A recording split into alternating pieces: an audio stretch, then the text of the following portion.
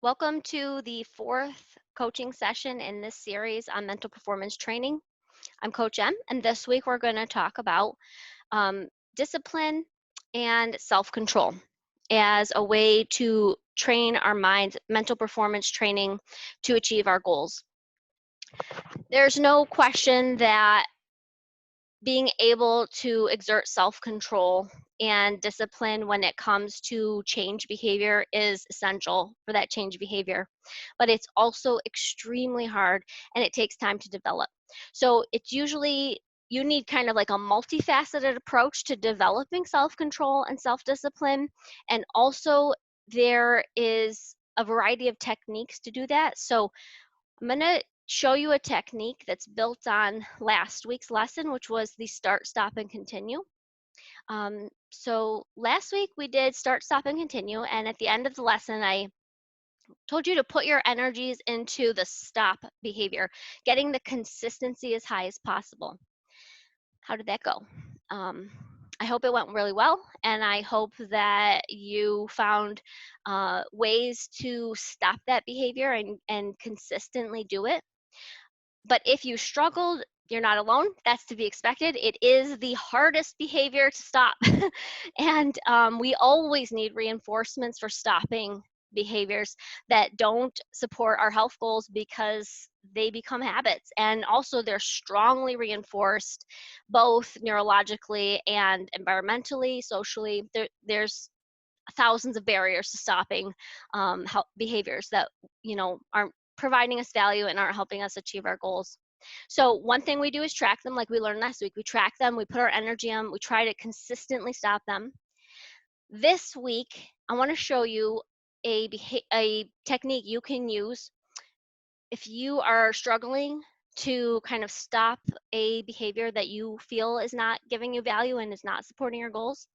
And it's delaying gratification. Basically, that is the self-control and the discipline technique that you want to use.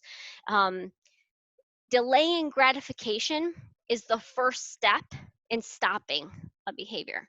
So if you find you're struggling to stop, I don't know what, soda drinking maybe, or I'm trying to think what, like eating pizzas all the time, or any, you there's something you want to do that you just like, oh, it's a behavior that you just love, and it calls to you and you want to resist it, but you can't. Maybe you can't stop it right away and you need to build up to that. So start by just trying to delay it. So let's say you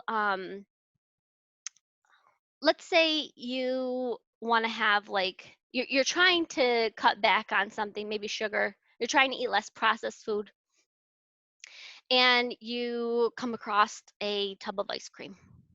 Okay, and you're gonna eat it. I mean, what can you do? It's there, you're gonna eat it, okay? But you know that it's like one of your goals is to consume less processed refined sugars, and it's just like, oh, I want it.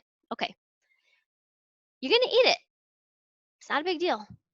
But I'm telling you, if you can find a way to delay just going at it and shoveling it in your mouth the moment you want it, you will start rewiring neural pathways in your brain that trigger that compulsion and that trigger that desire to eat that and have that reward. You'll start rewiring that, and over time it will become easier and easier, and that desire to eat or to do whatever it is that you're trying to stop, it will get stronger and easier for you to like pass on it intermittently, and maybe do it later, or not have ice cream now and do this or that. So there's a few ways to delay gratification strategies. There are many external ways. So you can delay through distraction, you can delay through other external delays. There's also internal ways to delay gratification, and I'm going to show you one of those now. In general, I prefer to coach internal self-regulation techniques because these you can take anywhere. Sometimes when we learn external motivation, external self-regulation techniques, they're helpful for sure, but you depend on them. They have to be there for you to use it. And sometimes we find that our environment is nothing we can control. So to develop internal skills like that, internal mechanisms for self-regulation and self-motivation, self-control, hugely beneficial, just because you can take it anywhere with you at all times. So the one I want to show you for delaying gratification is a breathing exercise. And it works because while you're doing the breathing exercise, first it distracts you for a moment, but then it also takes you kind of into this sort of relaxed state, and you lower your blood pressure, and when you come back to whatever wonderful thing it is that you're about to do that you don't want to do but you still want to do it, you have this headspace, and you're like in a better position to decide and to kind of like disconnect from the immediate gratification, which reinforces that neurological reward. So the breathing exercise is 6 seconds in, hold your breath for 4 seconds, and then exhale for 8. So you're going to do that 3 times or 5 times, depending on like how much headspace you really need at the moment, how intense that desire is that you are trying to delay the gratification. And by doing that, you're going to just give yourself a little break. You're going to lower all of your, your blood pressure, your heart rate, especially that hold is very important. So you breathing in and you're going to hold your breath. This is what's lowering the heart rate, taking you out of sort of a stimulated state. And do that maybe 3 or 5 times.